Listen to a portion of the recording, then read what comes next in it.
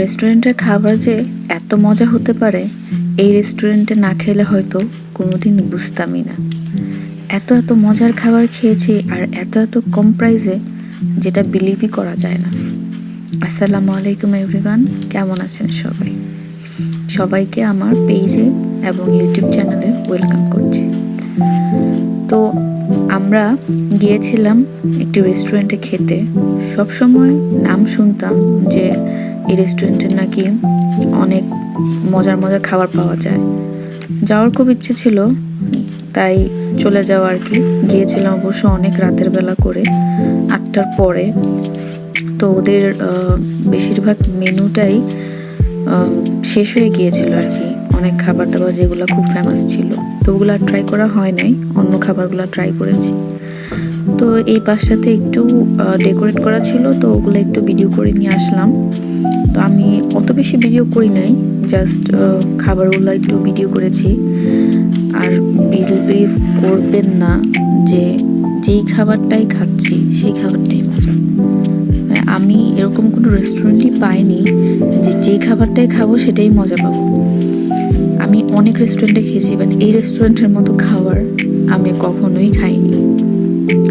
তো এইখানে আমরা অর্ডার দিয়েছিলাম নান, লুচি, গরুর মাংসর লাল কিছু একটা ছিল, আমার মেমোরিতে নেই। আর বুটের ডাল দিয়ে গরুর মাংস ছিল, আর একটা সবজি ছিল যেটা হচ্ছে রাইসের সাথে দেওয়া হয়। এত মজা ছিল বলার বাইরে।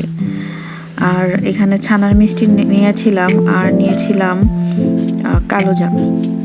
তো এই দুইটাই খেলাম। ওদের আরও অনেক মজার মজার ডেজার্ট ছিল বা খাবার ছিল, যেগুলা আমরা লেট করে যাওয়ার কারণে পাইনি। সব কিছুই সোল্ড আউট হয়ে গিয়েছিল।